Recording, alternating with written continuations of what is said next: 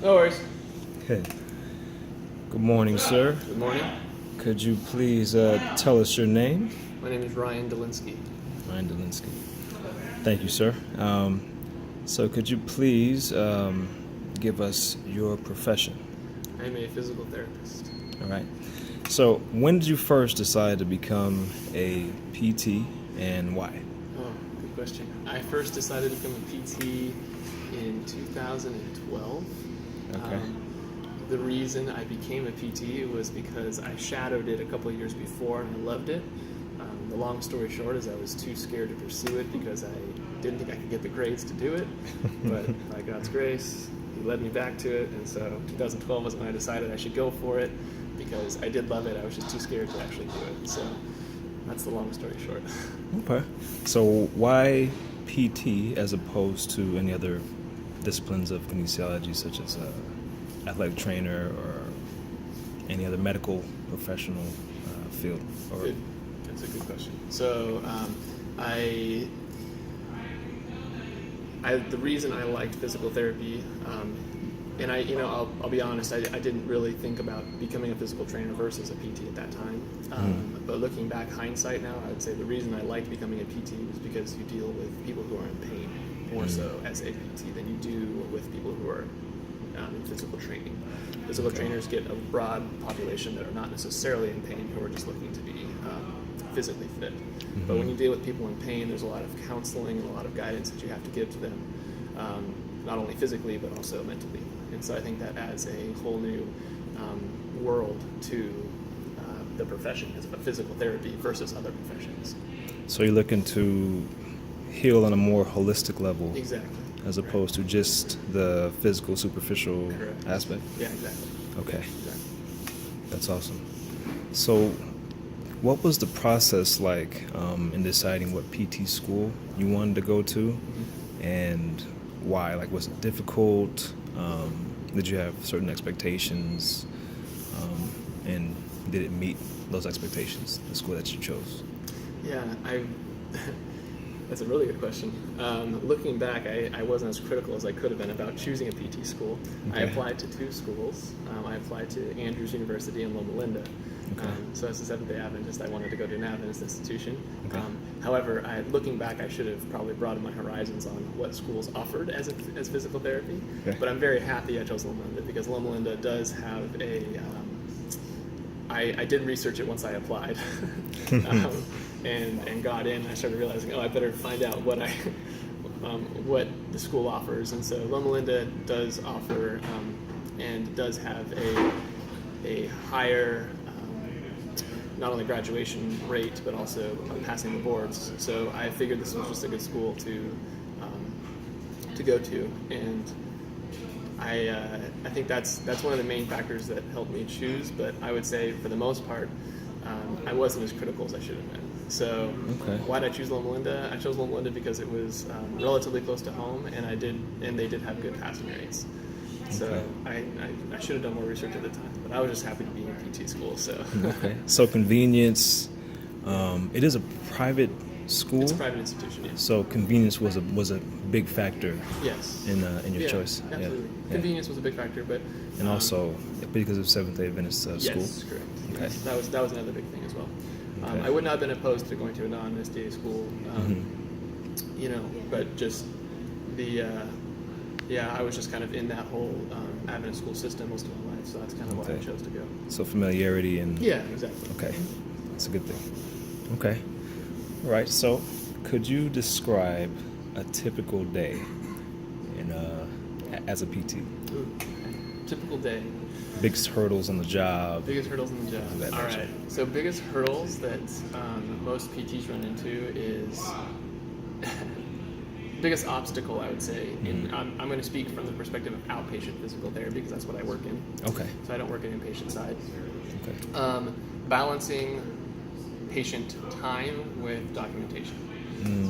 So documentation is kind of an outpatient rehab's nemesis. It always has been, and hopefully won't always be. However, because the outpatient population we see patients quite a few we see more patients in a day than inpatient would, for example. Yeah. So inpatient, you might see 5 to 6 to 7 at max patients a day. Yeah. Outpatient, you can see anywhere from like 11 to like 16 patients a day. Oh, wow. And so sometimes the patients are staggered over each other. It just depends on the clinic and how they run. Okay. It's nice that Loma Linda doesn't do that. Loma Linda has 45-minute sessions. Okay. And the patients are very rarely staggered over each other.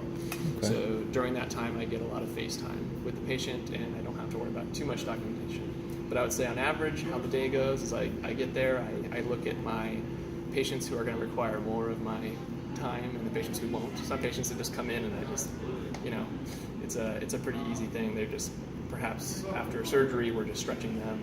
There's nothing that really needs to be guided as far as mentally for them.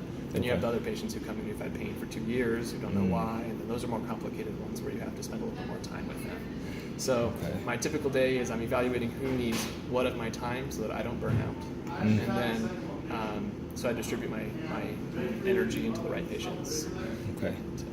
And then I will balance my documentation in between patients when I can. And for example, if I get a cancellation or a no-show, that's when I optimize my documentation time so I can spend more time with my patients later. So that's kind of a typical day. So you start around 10:30 and and you get off around 8ish. 2 days a week. 2 days a week. And the other 3 days a week I go from 8 a.m. to about 5:30. Except for Fridays I get off at noon because I work 4 9s and then a 4. Okay. So do you have time, typically during the week, do you have time with your family? Do you have enough time with your family and for things outside? Yes. You want to pause for a moment? Oh, no, I don't want to interrupt it. Okay, no, because, it's fine. I can stop it. It's up to you. Okay, we can keep going. Okay.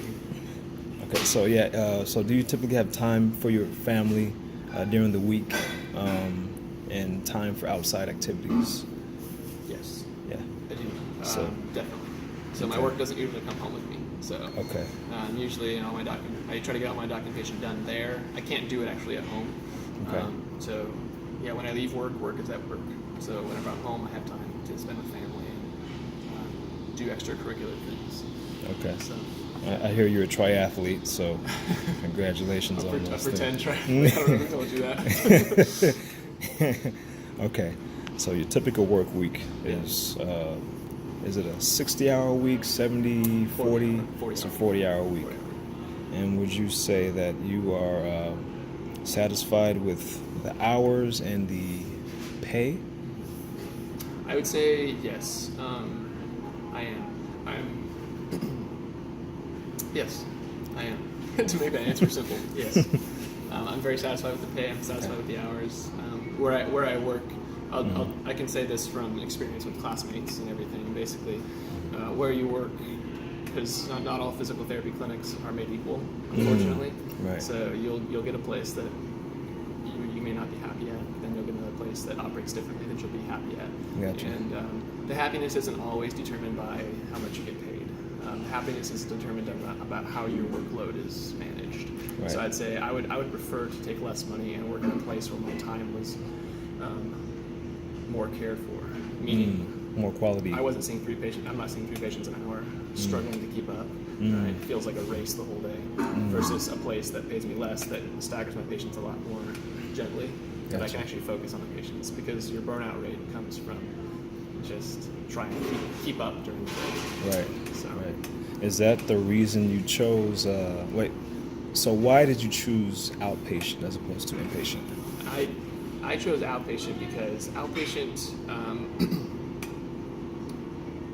I chose outpatient because I'm very fascinated with biomechanics. So I love the body movement system, right? And not that it doesn't go into other areas of physical therapy, but orthopedics is where it really shines. We have to evaluate their flexibility, their strength, and their movement, how it puts stresses on different areas of the body. And that area is so vast, and as a profession, we're kind of behind in this whole biomechanical world. So we're starting to open the doors and starting to get a lot more literature into all these biomechanical things and really define ourselves as orthopedic physical therapists. So I love it because I love movement. and it's easy for me to understand the physics behind movement of the body. Yeah. So I really enjoy it. So to be able to evaluate it on different patients and try and figure out all the different biomechanical aspects is probably one of my favorite things about outpatient. And again, dealing with the brain and pain is a whole other area that I enjoy. So, which you see a lot in outpatient orthopedics. Right. So being that you're is it a personal choice to deal more holistically, or is that something that is taught to you in PT school? So when I went through school, there was no classes based upon. It's in our practice act as physical therapists to deal with counseling patients in this holistic approach, as far as dealing with the brain and cognitive things when it comes to pain and physical function. However, it's not really heavily taught in school that I'm aware of. Loma Linda is now starting, so I actually help teach in the Loma Linda program, and so we're starting to introduce a class called Pain Science, where we're teaching how to counsel and do all these things. Well, So you were first